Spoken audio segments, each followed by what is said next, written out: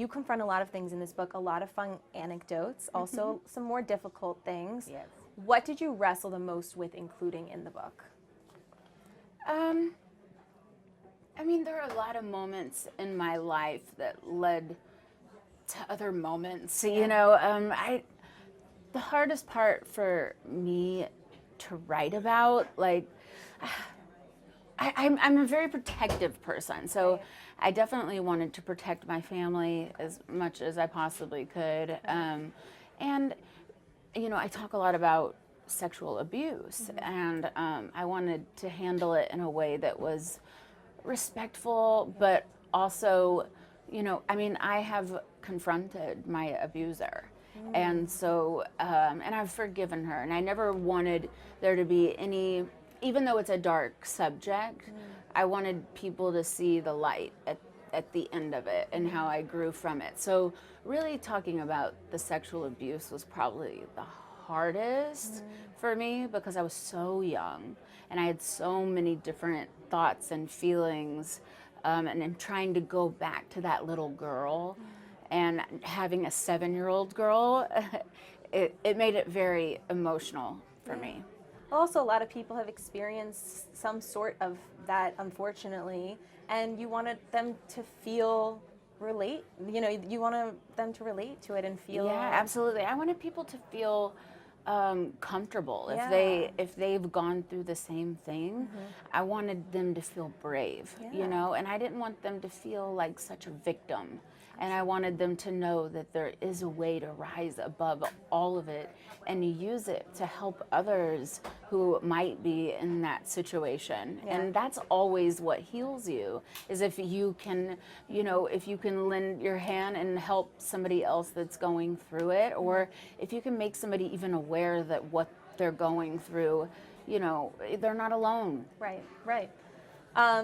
Was there anything Ashley, your mom or dad, were surprised about in the book, or did they know everything? I mean, they didn't read any of my journals growing up, you know. I don't know why. It's not like I had a lock and key on them, but I think that just hearing my perspective, because I'm the kind of person who, like, everybody in my life knew all these stories already because I'm very open, you know, like I've been through abuse, I've been through divorce, my parents got divorced, I've had an unhealthy relationship, you know, I can just say it all like it's not a big deal. But when you get into the depth of what actually happened and what that little girl was feeling inside and that shame and this being scared and that kind of thing, I mean, I've had my Nana texting me like, I'm just so sorry for that little girl. You know, it's like, you know, I wish you were to have talked to me about it. And, you know, so I think that a lot of people felt like they needed to protect me and they felt like it was too late, but it wasn't. And my whole point of doing it was to make them know that, you know, there were things that were going on, but, and I needed to be honest about it with everyone. For you. You know, for myself. And they've really, my family and everybody has really just respected me and my own story and my own truth and the way that I tell it. And they've respected it in a very powerful way. So it's brought our family together very closely. Like our family is actually stronger than ever right now. And I never would have expected that to happen, but it was so healing for everybody because I was sending everybody chapters and chapters and chapters because I wanted them to read it obviously before the world was going to read it. But I also wanted to them to read it before it went to print to make sure that I wasn't saying anything that, you know, that would like hurt them like very badly. Of course, of course. You talk about, of course, the deeper stuff, but also some fun stuff. You talk about your early years, and you were friends with Beyoncé, and I realize you guys have so many parallels. Yes, we do. We really do. Beyoncé is just a queen. She is so amazing. And she still is like that Southern girl, that Texas girl, like, but she has found, you know, she has so much power and confidence and all of that. But yeah, I mean, like, both of our moms are named Tina. We both had, who do fashion, Right. Business dads. Business dads. We both have younger sisters who had babies before us, so who also are musicians. So, yeah, our stories are very parallel. I loved that. I was like thinking of you two young girls kind of coming up in the industry and like being friends, not knowing that you both were going to build these insane empires. No, yeah, absolutely not. I mean, we were just using the gifts that God gave us. Yeah. And I mean, we were found by the same person, Teresa Lavabera, who was like basically just like, she worked at Columbia and she was the A&R at Columbia, and she found talent all around Texas, and she found Beyoncé and I, so she did a pretty good job. I love it. Yeah. I want this book to be a movie. I already do. Oh, do you? Yes. I've been hearing Yes. that the past couple weeks, and it's been very shocking to me. I really want Yeah. it to be. Do you have anyone you would love to play you? To play me? Or Eric? Ooh. I don't know. Well, because it's kind of like a coming to age type Right. of story, Right. I could see it being a series. I could see it being a movie. Me too. I mean, there's so many different chapters. I mean, the book is long, Yeah. In my 39 years, I've lived a lot of life. You have. And who would play me? I mean, I really love, who? Is it Emma Watson? I love Emma Watson. Yeah, Emma Watson, Emma Roberts. I love them both. Yeah. I also think that thought they would be Chloe good. Grace Moretz maybe, or Oh yeah, that's a good Lily one. Reinhart. Yeah. Who would play Eric? Because he seems like just the chillest, coolest guy. He is, and you know what? It was really hard to find him. So I think he would be the hardest one to cast for me, because there is only one Eric in the world. But no, I mean, it would definitely have to be a stud that's like very into yoga. I said Liam Hemsworth. I could see Liam Hemsworth doing it. Okay. Absolutely. One of those Hemsworth brothers. Okay. You come clean about your relationship with John Mayer majorly. I remember seeing the photos and being like, what's going on with them? Like, I know, because you never knew if we were dating or not dating. Because I know. It was always on and off. I know, which we've all had. Every girl has been there with a John.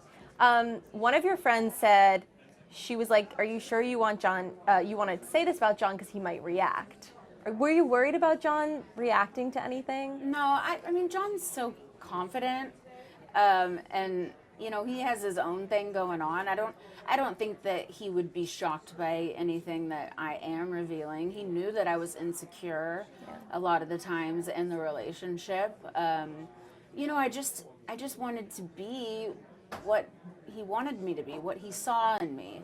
And I didn't really understand. It was confusing to me, because I wanted love to be about embracing who I was at the moment, not who he saw in me that needed to come out. You know what I mean? Like, so it was a very on and off confusing love affair, that's for sure. But I definitely wanted to make it work every time. And he was very good at getting me back. What would you say that girl now that was going back to John? That girl now? Yeah. Would never go back to John. I love that. Yeah. Good. That's a delete. Okay. Another major thing you talked about was the Notebook role, that you passed on it because of the sex scene. I did. I mean, I did stand up for like the true love waits, and I was a pastor's daughter, and I was taught to respect my body, and that my body was, for my future husband only. And actually, my future husband was Nick Lachey, and I met him at 18 years old, and he's 8 years older than me. And one thing that I loved about him so much is that he respected that person in me, and he really did. He knew what I stood for, and he was in love with that girl, But I was a girl. I was not. And that's really the I was not grown up yet. Yeah. So when you saw the Notebook the first time, did you have any regrets about passing on this romantic? You know what's funny is that it's not funny. It was actually really sad. I had just signed the divorce papers, and I was flying home to go be with my Nana and my family, and The Notebook was on the plane. And you were like, and I was bawling. Flight attendants were like coming up to me, like giving me Kleenex after Kleenex after Kleenex. you were like, because oh no. I was like, oh, it's this love story and it's so beautiful. And I'm glad I'm not watching myself right now up there doing that. But, you know, I mean, Rachel McAdams definitely was the best She was. for that She role. was. Yeah, but I did turn that down because there were a lot of movies that I turned down because Can you tell us any other ones? I mean, I turned down Coyote Ugly. Okay. There was another A Walk to Remember I did not do. Oh my gosh. I know. Two Nicholas Sparks. I love Nicholas Sparks too, and he's actually like a friend, and all of his daughters would come to my shows, and Oh my gosh. we definitely like created a bond. And even when I was writing this book, I was like, maybe even Nicholas Sparks should write this book with me. Aw, that's so fun. Because I definitely feel a connection to him, and I love his storytelling. Yeah, you're both romantic. Yeah. So one thing about Nick is you said you didn't regret anything, but you do wish you got the prenup. Yes, I mean, I that is one thing. Well, that was. I mean, I was like, we're getting married. Yeah. We're always going to be married. We're making a vow in front of God, in front of our entire family. Like, this is forever. I can't believe that you don't believe in forever. I know. You know, and it was like we got in a big argument over it.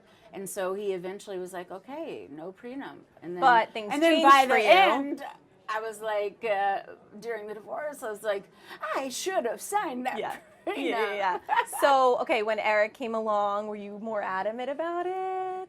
We both were, Okay. actually, because he had gone through a divorce as well. Okay. Oh, I didn't know that. Yeah, and that's one thing that we could relate to because we could talk about, like without judgment, talk about our other relationships, and it was never intimidating. It never caused jealousy. It never, it was like we connected over both being divorced and having our hearts broken, and then knowing who we wanted for the rest of our lives, knowing the qualities and the characteristics of a person that actually would last forever. You guys are so beautiful. You Thank really you. are.